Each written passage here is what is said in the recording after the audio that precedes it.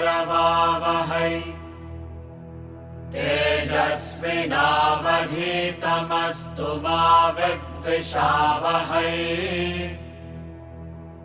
ॐ शान्ति शान्ति शान्तिः। Very happy Ganesh Chaturthi to all. The topic for the day is about fear. What are the causes and consequences of fear? Fear is a very common emotion. Everybody experiences fear. The root cause of any emotion is duality. Any emotion, positive and negative. Nobody is afraid of oneself. Nobody is jealous of oneself. Like that, if you see, every emotion is directed to something else. Now, this duality is not this person versus other person. The moment there is an existence of a mind, ego, individuality, apart from the Supreme Brahman, that itself is duality. So it starts from there. Love is the only positive emotion. Of course, other forms of love are there, based on love, kindness, and then gratitude. Various positive emotions are there. The base is love. Love is the only emotion which binds the lover to the beloved. In other words, this is one emotion where duality is there, but that duality is that the gap is narrowing. All other emotions, anger and jealousy and fear, various things, you will find a distinct separateness, and that gap sort of increases. And negative emotions, particularly fear, have a lot of intensity. So what is the root cause of fear? So this according to Vedanta, Brahman alone exists, self alone exists. There is no second entity at all. That we are assuming an individuality and claiming ourselves to be separate from Brahman is, the root cause is ignorance. That is the basis of Vedantic knowledge. It is every problem, the root cause is ignorance only. The moment there is ignorance, we feel ourselves to be a separate entity, individual. From that comes everything. More so, if you see with reference to fear, whenever you are ignorant of something, automatically a fear is there. See, suppose you have some stomach problem, you do not know what it is, and it's persistently there. Fear is there, what it could be, and then all other thoughts related to the, oh my God, somebody was like this and he was diagnosed with something else. Immediately all these thoughts and fear factor comes in. The moment you go to doctor and he says, what did you have yesterday? This, okay, gas problem, something he says, immediately there's a relief. Why? The knowledge is there. It's not that your pain is gone, the course of medicine should go on, all that is there, but fear goes away. Fear factor is not there. Why? Knowledge is there. So the basic contention is ignorance causes fear, only cure is knowledge. In the ultimate rope and snake example, if you take, you can do japa of rope, you can do all puja to rope, and you will feel good. It is not. But till the point you recognize the rope as a rope, and snake completely vanishes away. That means there is never an existence of snake. That is the time you are completely rid of all emotions, particularly you are rid of fear. So ignorance is the root cause of fear. This ignorance in another form we can say is uncertainty. Uncertain means you do not know how that person is going to behave. That is uncertainty.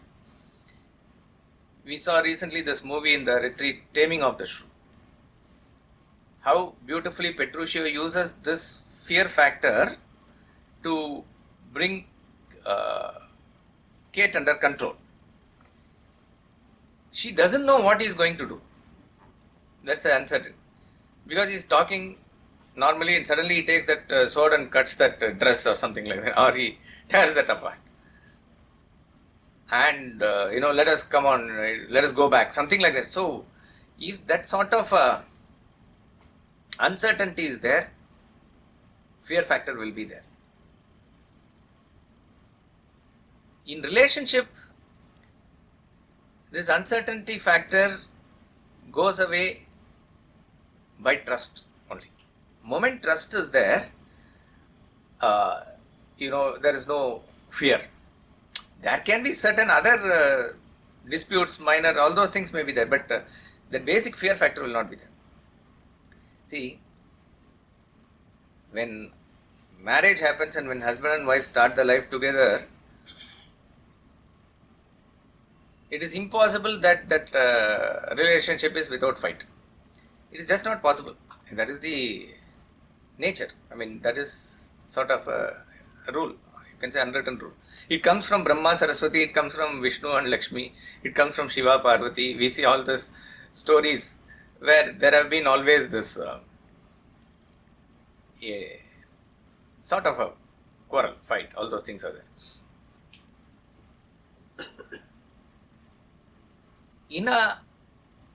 Amongst the newly wed couples, in one way, psychologically we are saying, if this fighting or quarrel starts early, relatively early, it is one way better. One way better in the sense, suppose you say this girl has got married and entered her house. It is her house, husband's house. And you say 1 year there has been no fight at all. What does it mean? They've not had interaction enough. So that means that girl is still afraid as to what it is, or whether, whether how the husband will behave, or acceptance, various things. The moment she knows this is what it is and she has sort of taken control, she will stand, against him, and she will raise his voice. All those things will automatically be there. So, the offshoot of ignorance, which is selfishness, we'll come back to selfishness, but there is this selfishness which says, I am different from you. That is the otherness factor. Wherever there is that otherness factor, there will be fear. There will be fear. See, Swami Vivekananda went to America without knowing anybody. Swami Ramtirtha went. And he was absolutely fearless in a totally foreign land, where foreign culture and foreign people, and even there is no similarity in physical appearances like that. But why was it? Because there was no otherness there. Imagine if there is a shipwreck and you are washed away in a particular island or something, and where people are dark and black and tall, you will immediately, there will be a fear factor will be there. Automatically it will be there. But why in the case of Ramtirtha or anybody, there is no fear factor?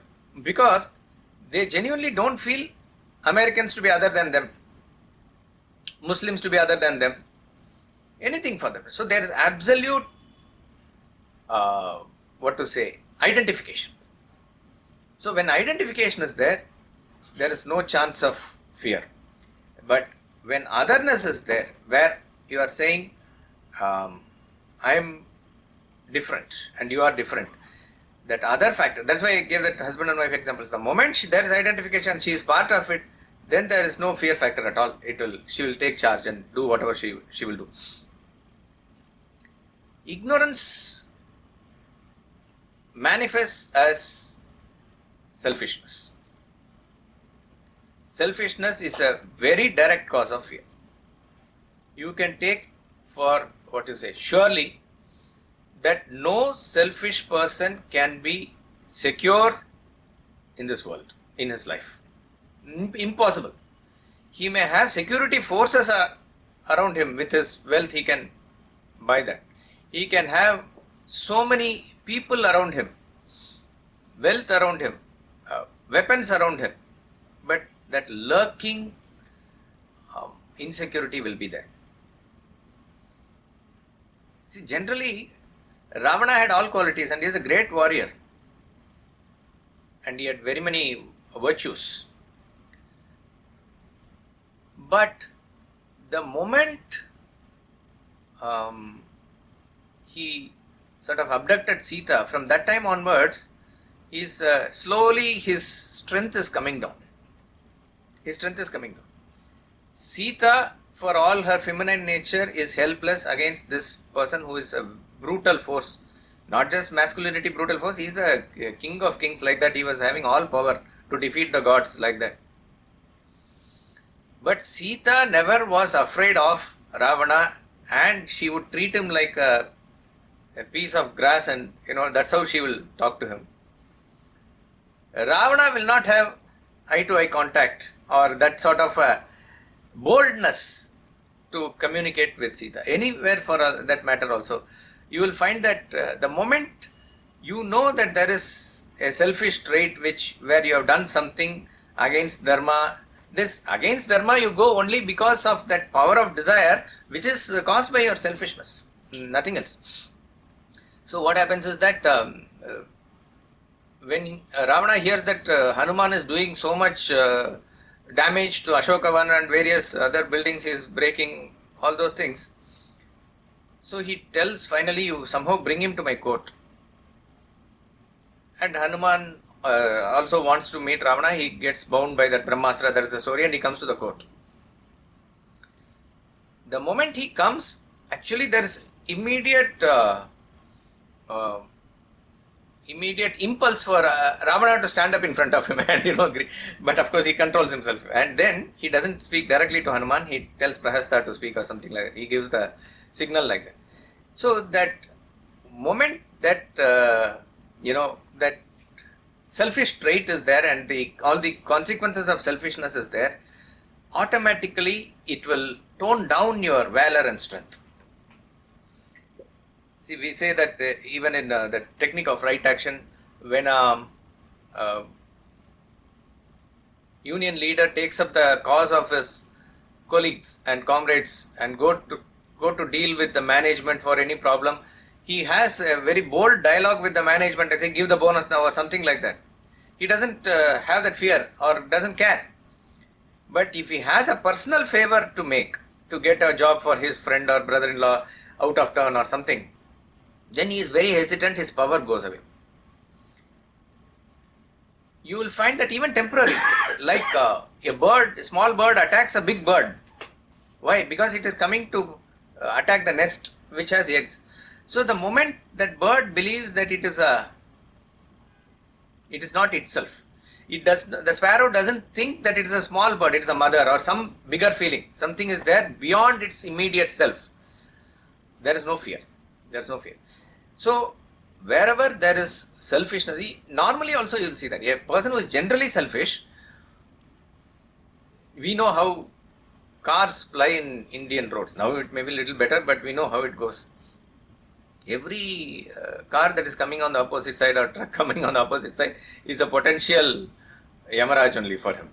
He is aste chalo, aste, constantly for 40 kilometers he will be saying the same thing. Aste chalo means what? Extremely afraid. Extremely afraid. This is a general trait of all selfish people. Immediately there will be that fear factor. Okay. So there is this ignorance. Ignorance manifests as selfishness.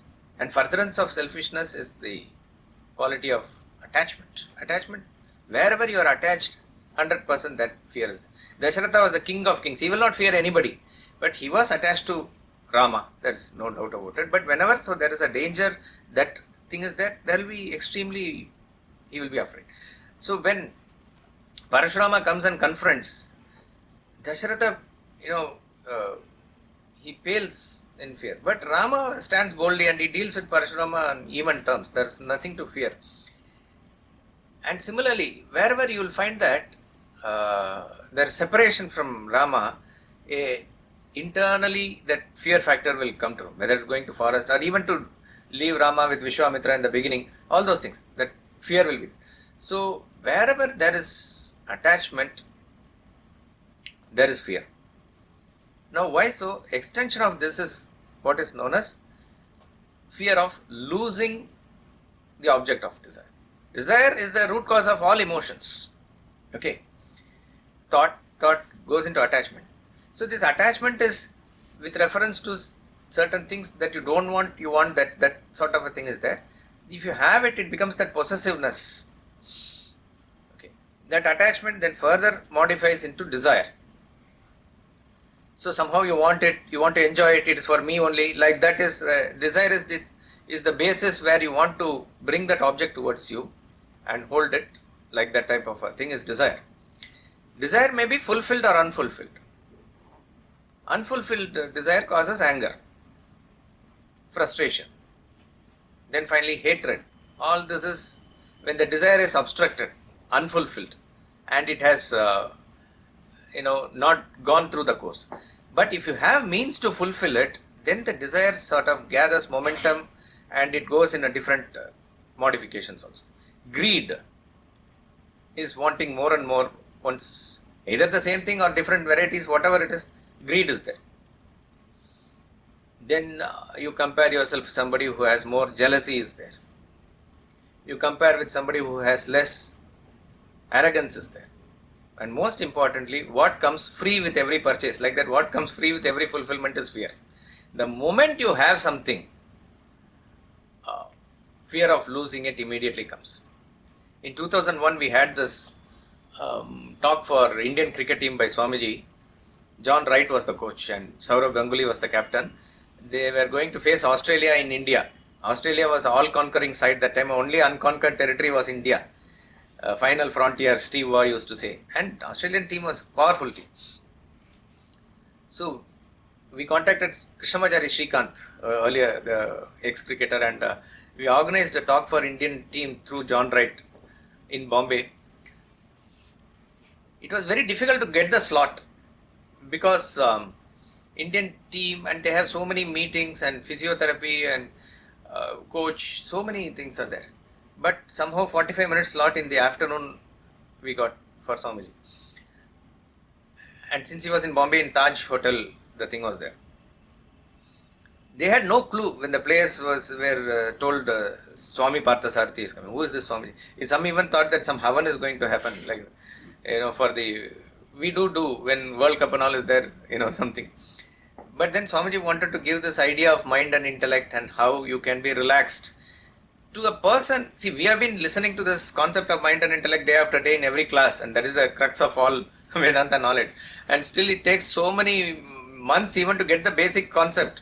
Even then there is further thing that's not to be there. For a person in that slot who has no clue of this, to put in this concept is very difficult.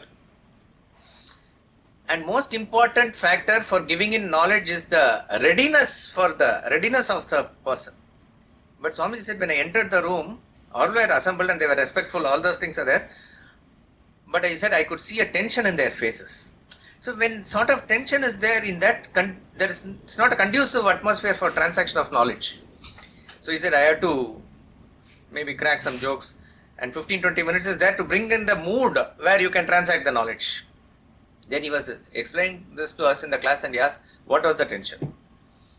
He just asked like, what was the tension? What is the tension? They might not see. The stadium team was good. Their position in the team. They have come into the team, it is like millions, if not billions, are aspiring to come into the team. 11 players to be selected, 15, okay, 11 are playing. To be selected in Indian team is not some, they are heroes and their life is made if you get even once that contract. So everything is associated with that thought. Or that which is a great achievement to be part of Indian team. But the moment you get into the team, there is a fear of losing your position in the team that automatically comes along with it. Like that, the moment you buy a television, it may get damaged or it may, whatever can happen to that. You buy a new car, you buy anything for that matter. The moment that desire is fulfilled, there is automatically something associated with loss of that object, loss of relationship with that object, whatever it is, it will be there. So that is the fear of losing. So fear that way, bhaya, is a modification of desire also. this fear factor, how it plays in the mind is, as I said, it is a very intense emotion. All these negative emotions are intense, and fear is very intense. When a person, let us say, gets a disease, and there is a pain associated with that disease, pain associated with that bodily trouble. Let's say something like a dog bite. It has happened. There is a pain. But immediately when that thing happens, the panic about that pain, the panic about all the things that are associated with it, the dread of that calamity that you feel within, if actual pain is really, even doctors say that in their doctor's conference, because medical industry is one of the biggest industry, pharmaceutical and medical industry, and they control the whole world with their medicines and policies and various things. Suppose if the sugar lobby is there and then they prescribe something, the insulin level has to be even 1% here or there, then their entire drugs can be sold like that and all. It does happen. It's not completely, we do not know morality, ethics, how much and all there is there. But why? There is they play with this fear factor of the patient's mind. Particularly health is the first thing. Body affectation means there's, even in India, everywhere, India, people will spend everything for hospital and school only. They will give all their property, and these two are major expenses. Nowadays, one hospitalization can even make you bankrupt if you are not careful. Yes, sir. Marriage also, sir. Okay. Marriage is where probably you are dealing with how to convert that black into white, etc. That is not that is a peer pressure. But the point is here, it's like a necessity. This hospitalization is there. So what happens? 10% is only the actual disease pain. 30% or so is the associated panic and fear and what will happen to me. So many factors are there that is surrounding that play of the mind. And the rest 60% is the next circle, which are secondary to this. What will the society think and various implications? What will happen to my family? Who will be the breadwinner there? So many other factors that are extension. So the psychological treatment that we need, the other medicine treatment that we need, various things, the doctors themselves say that because of that we cater to that 90% problem. 90% problem is not the direct problem, all the indirect problems. So that industry flourishes. So the intensity, Swami Ramatirtha says, the dread of the calamity is greater than the calamity itself. A person is afraid of something. Based on that fear, he sort of lives a life which is like dying daily. So he says, better die once. Why do you want to die daily? That is the dread of the calamity. What will happen? What will happen? That sort of a... So therefore what happens? What happens is,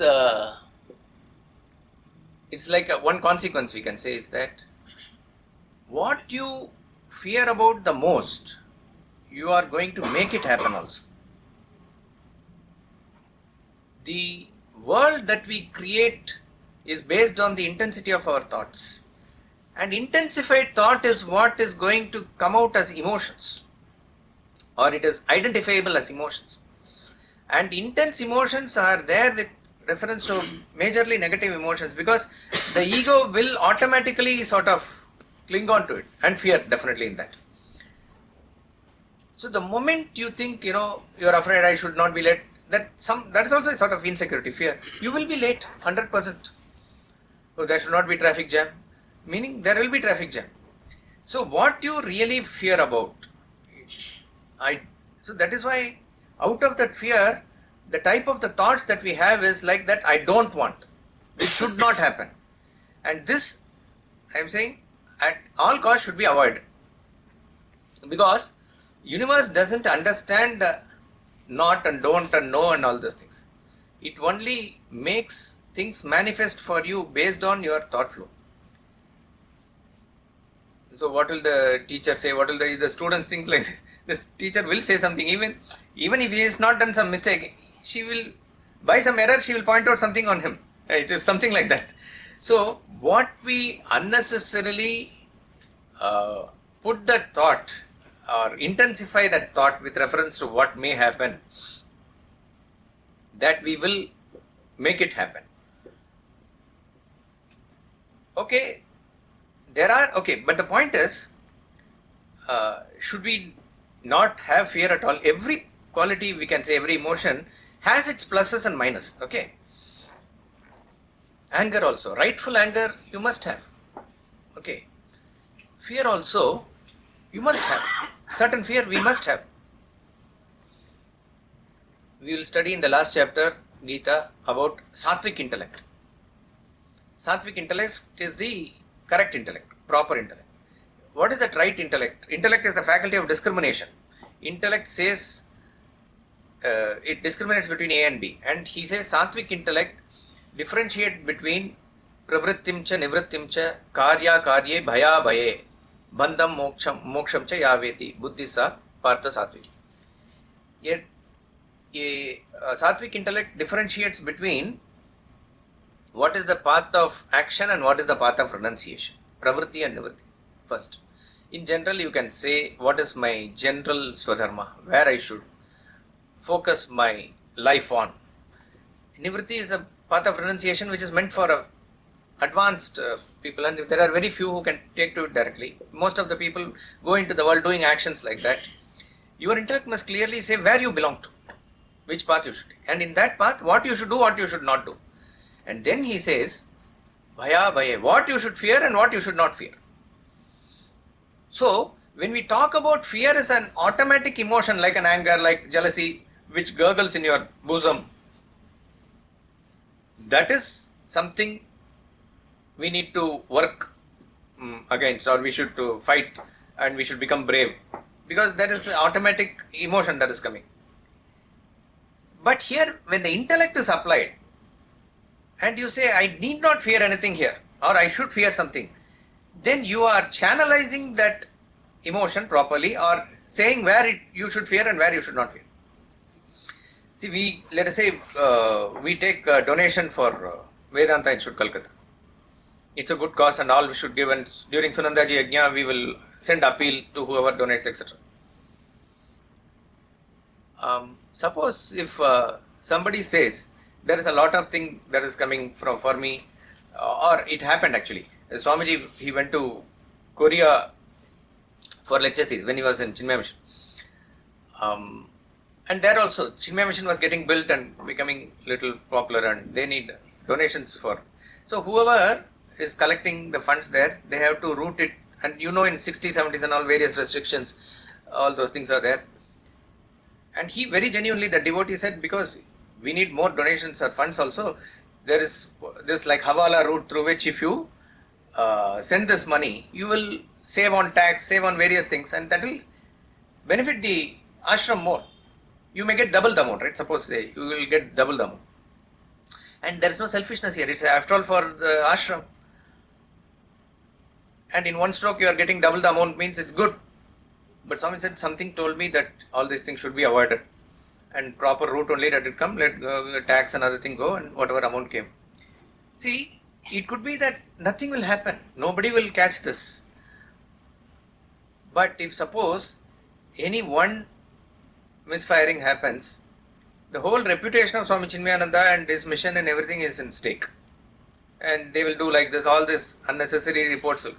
So what? You must be afraid of that. That fear is a rightful fear. Your conscience will say. That is why people will feel afraid to go against their conscience. And it is a rightful fear. You must fear. Fearlessness is a divine quality. Abhayam, in the 12th chapter, qualities of devotee is given. In 13th chapter, qualities of a jnani is given. 16th chapter, qualities of a divine person is there. Starting quality is Abhayam. Abhayam Sattva Samshuddhi.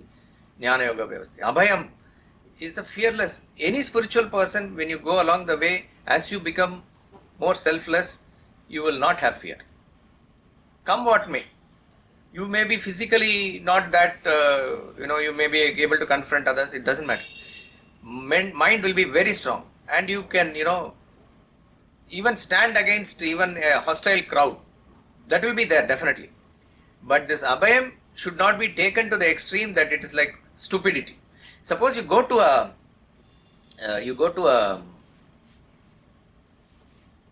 place unknown in the banks of Ganga somewhere. You go in Uttarkashi somewhere. To take bath in Ganga, you have a value, and you must be having caution. It's a punya. Okay, you want to take bath, fine, but you only go to places which is designated, or if you don't know, you go with a guide, or you ask the person and be very careful. Hey, why are you so afraid? Some people will say, why are you so afraid? Just plunge. No. You should be very careful there and take all the precautions there, because it's an unknown territory. You still can do that thing, but there must be this caution. So, stupidity is not recommended in the name of fearlessness. And what else should be feared? As I said, conscience should be feared. Your conscience, when it is propping up something, that means it is conscience of a Sattvic person is definitely pointing out towards a right direction. So just heed to the voice of conscience. You must be afraid of a Sattvic person's anger. If you unnecessarily provoke a person who is a sadhu and you push him to the point where he gets angry, that anger is not good for you, your family. It's not really, it's like incurring a curse upon you. When in Mahabharata, the game of dice is over, and second time also the dice is over, and according to the contract, they are all now leaving for the forest. Dhritarashtra obviously is internally very afraid. From that time onwards, the days are counted. Generally, he is a selfish person and he is afraid. He is asking Vidura, what are they doing?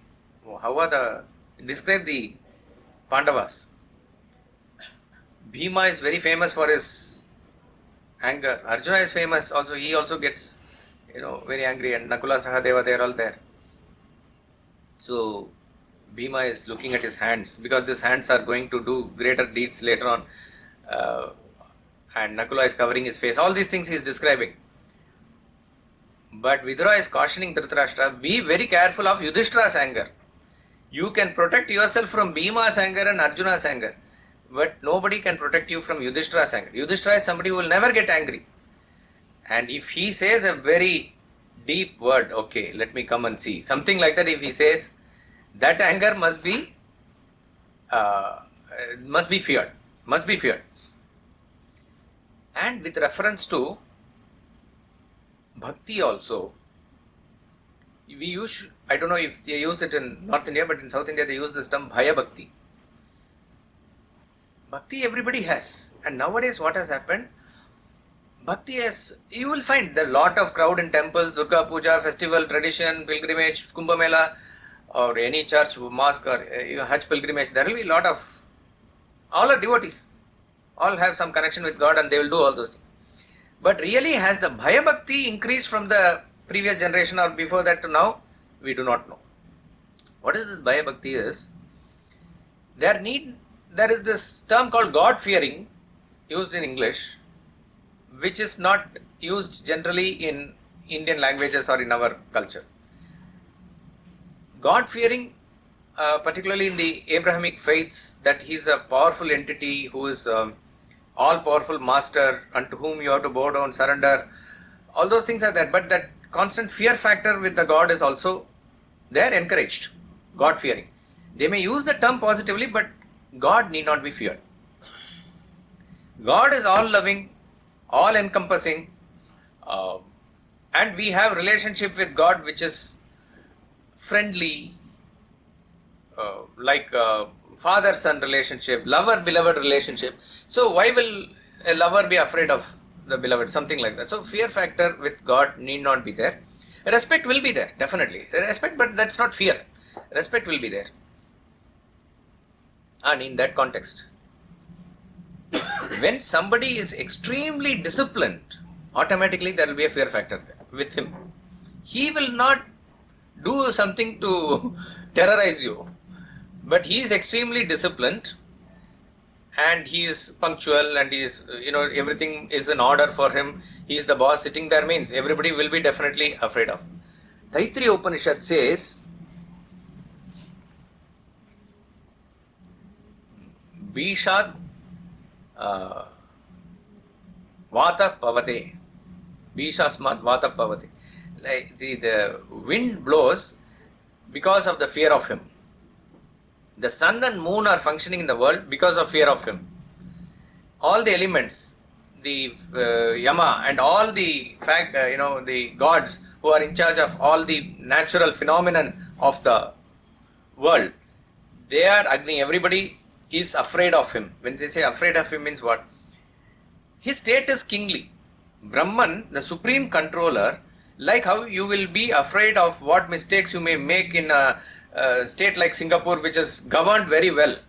Any mistake here or there, you are put in jail. Suppose if that is there, or you are fined, then you will be automatically afraid there.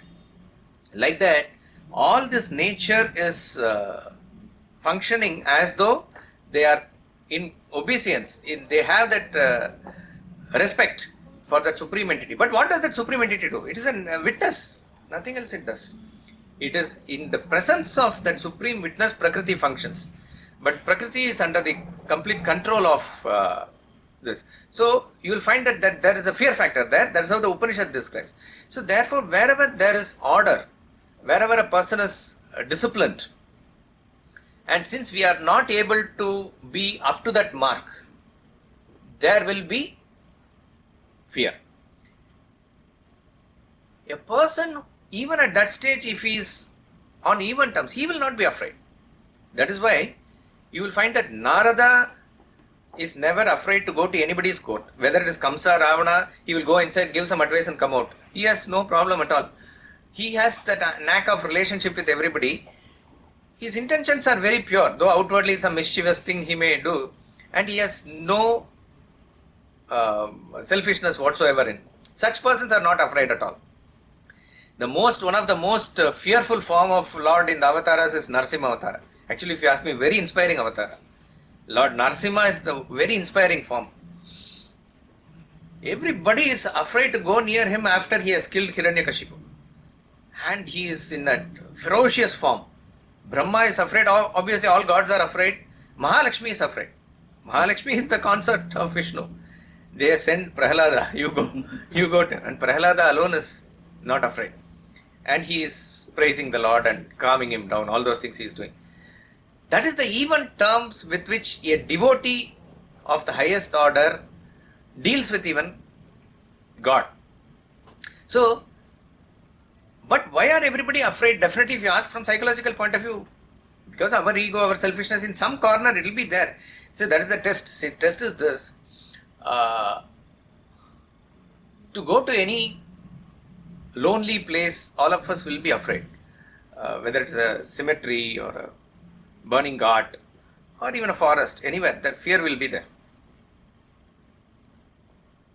To temple, suppose if you have to spend the night in the temple alone, all the doors are closed. You are inside. So by mistake sometimes happens, they close and they know you are sleeping somewhere and you woke up. But you are in the temple. Only gods are there, nobody else is there. How will you feel? Why is it? There will be fear factor, definitely. Why so? Not because of God or anybody. It is because of our selfishness, our mistakes or whatever. That individuality is that which causes that fear. But here, Prahlada is a jnani. He has no such...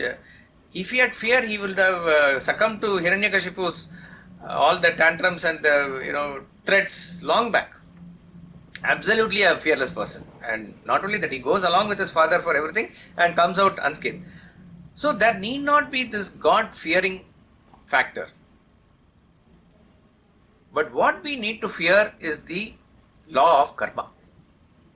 So when you see that karma functions, and God only makes this function. So God-fearing also, you must understand it this way only. You are fearing what you will do, what will happen to you if you perform this karma. That is a rightful fear. So one must be afraid of his thought. One must be afraid of what you feel, what you do, what you act. That. So in this karya bhaya vaye, Generally, people are not afraid of sensuality. Generally, people are not afraid of doing wrong things. Dekh lenge, what will happen? This sort of a stupid thing, fearlessness they have. But what is the right thing to do? They have fear. They are afraid to go to ashram or something. That they will fear. See, this is the ulta concept actually. So, what ought to be feared, or put it this way, a person who is cautious is the right word. Person who is afraid of the law of karma, he will not be afraid of anything else. He will not be afraid of anything. Now, what is this? Therefore, the more a person comes nearer to God, closer to God, bhakti is there, and you want to live according to dharma, etc., therefore, more you will be cautious about this thing. That is called as Bhaya Bhakti. See, when Rama is there and he says, even once you come to me and you say, I am yours, I am there to protect you. He protects and you surrender. After you surrender only, you will be more cautious. Why? I must not do something which is against his supreme will. Or I must not do something that he will not like. It is not going to affect Rama or Krishna or Shiva or any one bit also. It is not going to affect them. But you will have that having like signed myself a contract that I belong here and I will act according to rules and so I must be extra cautious not to deviate here or there. So a person who is wanting to walk on dharma and is having that fear, I should not deviate, that's a rightful fear. And with that bhaya, if you have bhakti, that's real bhakti.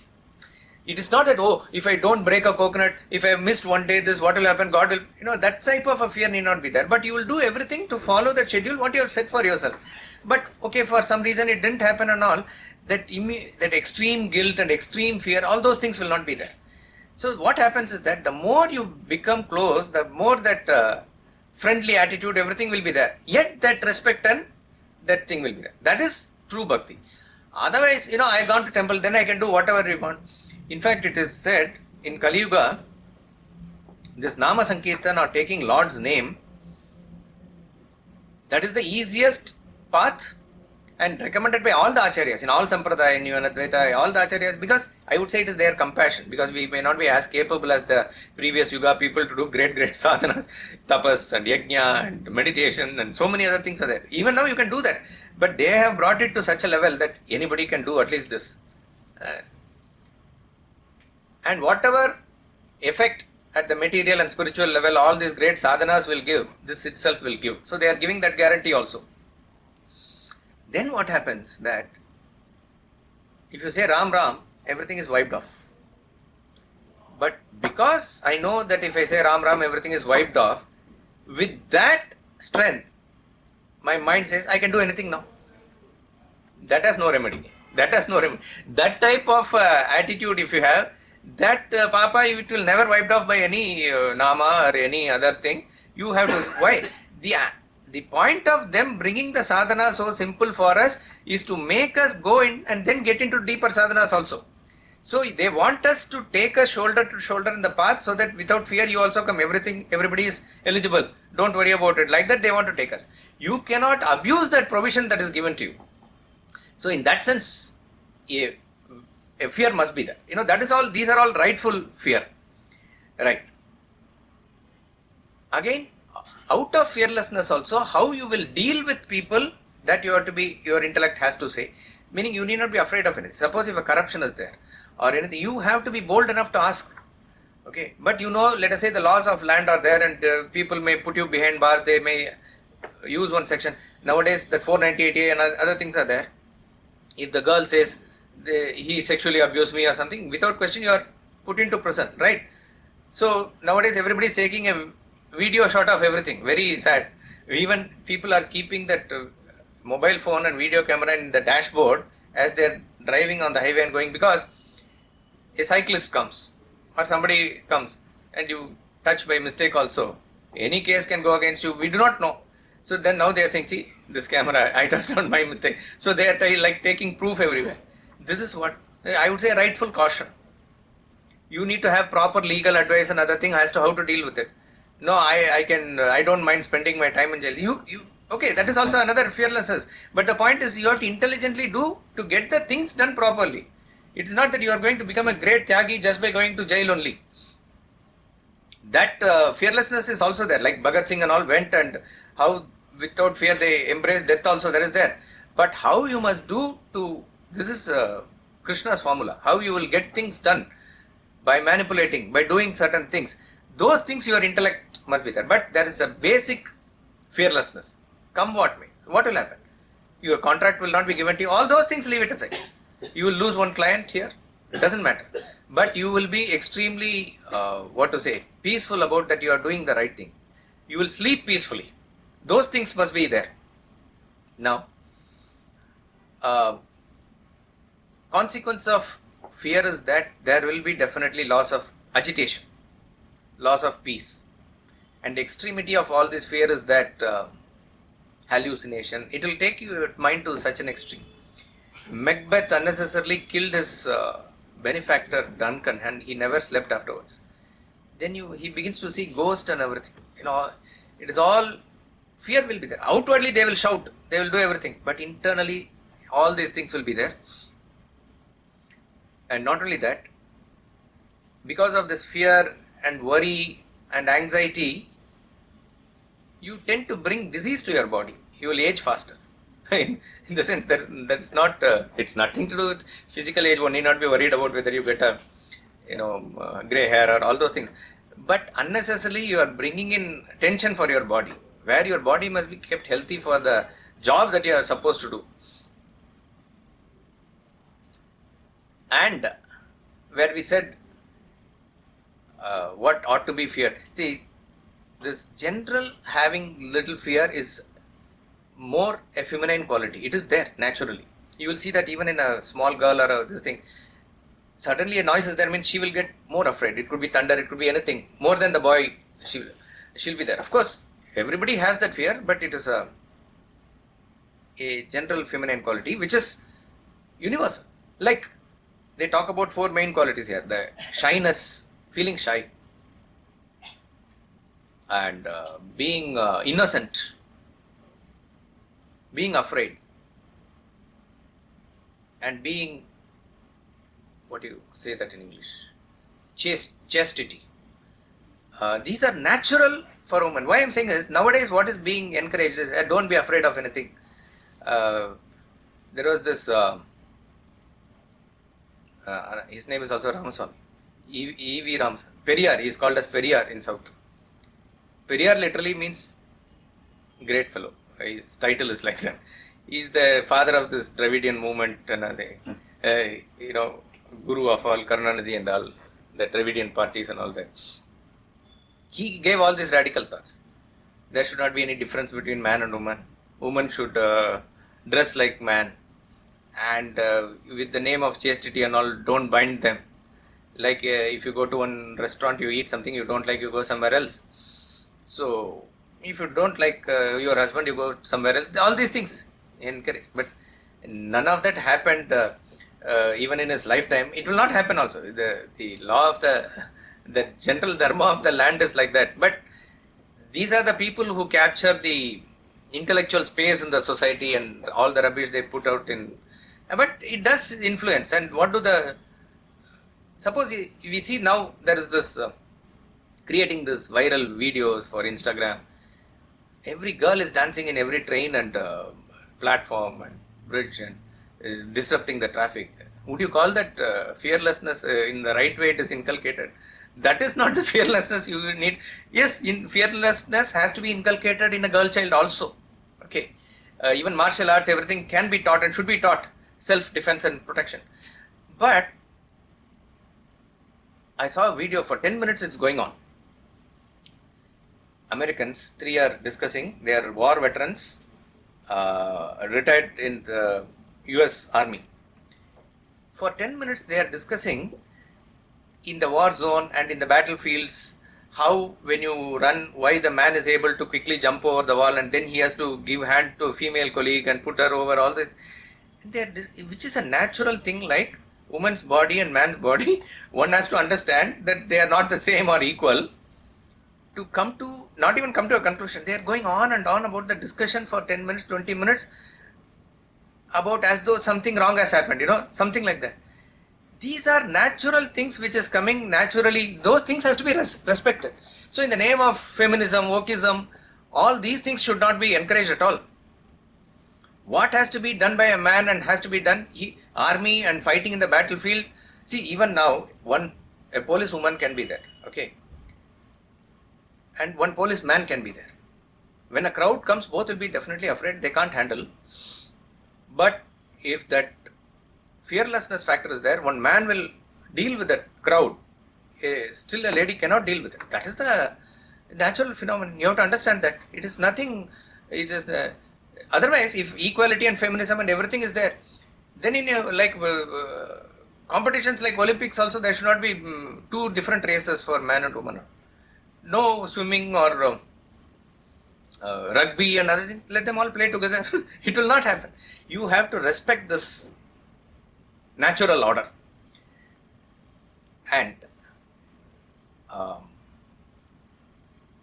another point about fear is that when certain things are unknown and you may not know it also, but you need to confront it, means first accept that aspect of unknowable thing in that situation. Say for example, then it becomes somewhat, acceptance immediately reduces, or it will turn it into a positive thing also. If a person goes into the forest and there is unknown, we do not know what it is, but I am not ready to accept it, but if you have to go, you have to accept it. Then you may enter that forest with the mood of an adventure. That is positive. Otherwise, there will be constant fear in every step of your journey.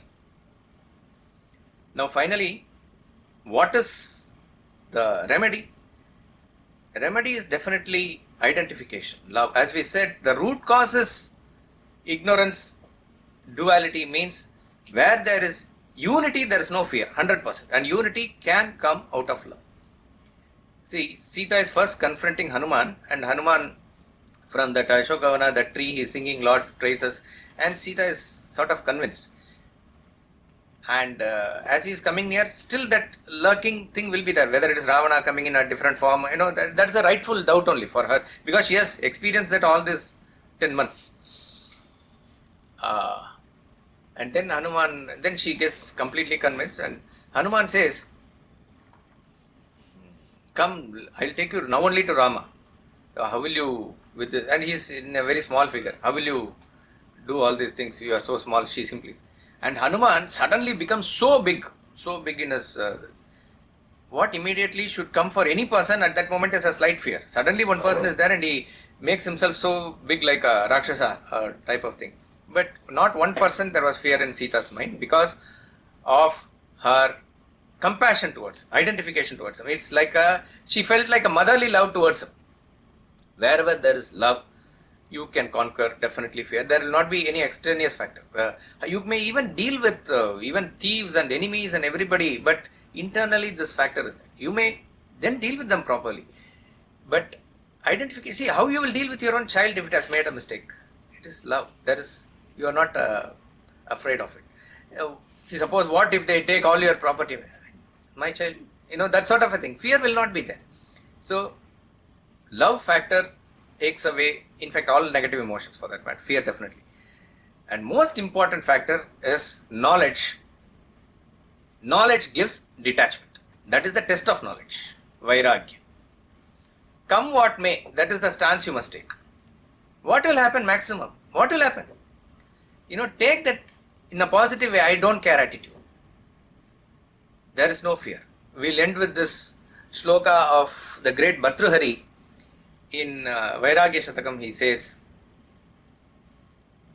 Bhoge roga bhayam kule chuti bhayam vitte nripalad bhayam mane dainya bhayam bale ripu bhayam rupe jaraya bhayam shastre vadi bhayam gune khala bhayam kaye kritantad bhayam sarvam vastu bhayam bhuvinranam vairagyameva bhayam. So he says, everything in the world is laden with fear. They have to come together only. Bhoge roga bhayam. If you go into sensual enjoyment completely, fear of disease is there. He knows. As he goes through that enjoyment, he also knows. But the desire pushes him. In every sensual enjoyment, there is the potential of that disease. Bhoge roga bhayam, kule chuti bhayam. Certain things are connected here. Kule means for your, if you have this family, lineage, anybody, even in your distant relatives, anything can happen and the family name will come down. That falling down of that name of that family, that fear is there. Various big names in the world and in India and also we know. Vittain Ripalat Bhayam. If you are wealthy, if you have money, he doesn't say a thief, he doesn't say. He's saying you are afraid of king. See, if you have security, little bit you can protect yourself from thief. And if you know the government is there, law is there, you are secure. But if the government itself, they are, and this in India we have experience. You put a tax in earlier Congress regime and Indira Gandhi regime and all. 97% tax. Who will be not afraid? So you earn well, anything, anytime can be taken away from you. Some law can be enacted, your property goes away. Some law can be enacted, your wealth goes away. So he says, Vittain Ripalat Bhayam. Because if he becomes like a thief, that is worse than a normal thief. Mane Dainya Bhayam, which is it's something like fame, mana, prestige. Any sort of humiliation, you are afraid of that. It's very, very critical. Fame, see, in this business schools like Harvard and various other scholars, whatever, they are all more afraid to lose their fame. It is something that they have built over a period of time. That is why very wantingly they will do various things to, let us say, denigrate Hinduism and other things. All those things happens because of various other things. So Rajiv Malhotra and other people who are all taking a stance against this and fighting, what they nicely do is, since the funding and all is not that, they approach Indian businessmen. So Anand Mahindra and Tatas and Narayana Murthis and these people, they sponsor the chair there in New York and everything. And using the chair, their scholarship and other things are used against this. Okay. How to really then confront? They are innocently doing, they don't know, but they have their, why do they do this? Yes, name, in the name of my father, in the name of Tata, in the name of something, it is there, means that is a very big prestige. So if you attack that, suppose you, nowadays social media, everybody can ask anybody any question. So you ask Anand Mahindra or you ask these people about why you are doing this, why you are doing this. If many people are there, at least, oh my God, my reputation is in danger. They will also feel. Not only that, this will ultimately have an impact on Harvard, because Harvard is a very famous business school all over India. Their reputation is in danger, means they will act properly, they will behave themselves. Anyone, therefore he says, Mane Dainya Bhayam, that loss of it, humiliation. Bale Ripu Bhayam, for any powerful person, the more you gain power, the more you are gaining enemies. Country wise, society wise, individual wise, he is immediately afraid of the enemies. Rupe Jaraya Bhayam. Beauty, what are they afraid of? Old age. They are afraid of. That is the fear with which the big cosmetic industry functions. Anti-aging cream and how to keep young and the hair transplant and make it black or make it whatever color. It's a $1 million industry based on this small fear. I mean, why don't we gracefully age? It doesn't. Drupe Jaraya Bhayam. Shastre Vadi Bhayam. This is at a different level. The more you learn and more you become erudite and scholarly, actually real knowledge should be accompanied by humility. And the more you become humble, the more you want to know, the more you understand your ignorance. That's a good trait. But the more I become erudite, and of course this also is associated with fame and other thing, I'm afraid of another intellectual, another person with a different point of view who will defeat me. Vadi is a learned opponent. And that fear, like that is why more than any other game, in games like chess, when they lose, they become more psychic, that sort of a thing. That how can this person defeat me? In tennis, can happen. Federer and Nadal, that also it can happen. But chess is more intellectual, and it is like that. The Shastra and other arguments and debates, they are very afraid of what this person is going to say, are constantly there. That is why with the knowledge we must go towards not just understanding the truth but realizing the truth. See, we see Ramatirtha, particularly Ramatirtha and another great thinker and guru is like Osho, Rajneesh. These two definitely we can say, unafraid of any crowd, anything they will say. And Ramatirtha particularly, he has that strength of his immense love. So he talks about the atrocities committed by Muslims, etc. to a Muslim crowd in Lucknow. And they say we will go and correct ourselves. Because he feels one with the Muslims and he is not afraid to, never should we be afraid of speaking the truth, living the truth. And he lives that. But all of us are somewhere. If I talk about this, why his donation may not come or something. We have absolutely no fear at all. And he stands on the ground and he is ready to say, if you point out any mistake in Rama's argument, Rama is willing to correct it. That is the boldness and straightforwardness. Otherwise we will be afraid of Vadi. Gune Khalabhayam. If you have qualities, again, virtue, somebody will vilify. It is connected with that fame and other thing. That bhayam is there. And ultimately he says, Kaye Kritantat bhayam. As long as you are confined to this body, fear of death. Universal. All creatures, not only humans. Fear of death is the greatest fear. So when Adi Shankaracharya talks about Trayate Mahato Bhayat, when he talks about Karma Yoga, he says this one. Little bit Karma Yoga you do, you will cross over the fear of death only. That's the Mahato Bhayat. Biggest fear is the fear of death. Then he says, Sarvam Vastu Bhayam Bhuvinrunam. So these are samples given. Anything you take, he says, that combination of some fear will be that. With that, what is the only fearlessness? He says, Vairagya Abhayam. In Thirukural, he says, from whichever object you are distant yourself, from that object there is no problem for you. The moment that let go attitude is there, come what may attitude is there is no fear at all. I think Kuratalvan was a great devotee of Lord Ramanuja and he was like a mini king in that small village. And he used to do lot of Annadanam and so many great good work. And his wife was supportive of him. Till 2 o'clock in the night, the work will go on. And then only the kitchen will close. Everybody he gives that with his wealth.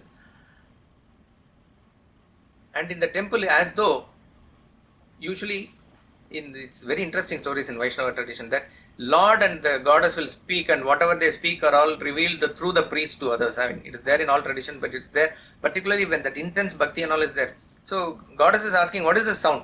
Lord is saying, our Kuratadana, our devotee is finishing off his Annadanam and other things. So this was conveyed to him by the priest. This is the conversation there. Immediately it strikes him. I don't want to be known as somebody who did Annadan only. I am a devotee and disciple and what you say, Das of the great Ramanuja. So overnight he shut down all the things. Immediately with that spark of renunciation came. He left everything with his wife. He said, come, let's go to Srirangam and be with Ramanuja only. The wife followed. She had also left everything. It's a great thing for her also to do. Only one vessel which was given to her during the marriage, which is that alone she was carrying, and they were walking and going. And along the way he could see that she was having some tension, something. What? She is asking, what? Finally he is asking, we have left everything and gone. Are you carrying anything? Tell me. She said, yes, only this thing. He took that and in front of her threw in the river. Now come, let's go, he said. So, only one thing was holding and that will create that. The moment you let go of that, it's complete freedom. So, relatively also, from whichever area we are distance ourselves, where we practice this dispassion, Vairagya, there is no fear. There is no fear. And a complete Vairagya, you raise your level to, that person is absolutely fearless. Yes, sir. Sita is not afraid of Hanuman in that state, but she only became fearful because she got attached to Ram, isn't it? Where she became fearful? Because when she's asking Lakshman to go and protect her. Yes, that is intense love, and that's a natural quality of a wife to be cautious about a husband's welfare. That is a virtue, not a... It's not an attachment. No. It is. That is, if the wife doesn't, and particularly Sita to Rama, if that is not there, then there is something wrong with Sita. That is a natural thing. And you can go to one extreme and say that at that stage, whatever word that comes out of Sita is also cannot be taken to, you can take her to court for that. A lady who is alone and in that state of mind, and whoever it is, she will have that self-protection and all those things it's a virtue. That's all. Yes. When you said remedy of fear is identification, go to the root cause. But that is very difficult to understand that, where is my fear coming from? Anxiety, the worry, the fear. Yeah, that is duality. Where it is coming from is the fact that you are considering yourself to be separate from the totality. Okay, even separate from others. The moment you have identification, unity, there is no fear there. So it comes out of knowledge only. It doesn't, the remedy for ignorance is knowledge and knowledge alone. With that consolidation of knowledge in the head comes the identification at the heart. And then it comes out as service in the body. So knowledge is the root remedy for the root cause of fear.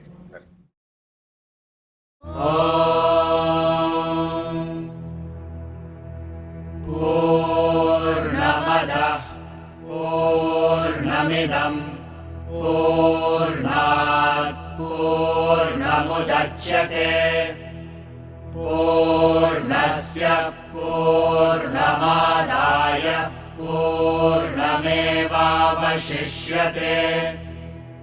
Om Shanti Shanti Shanti.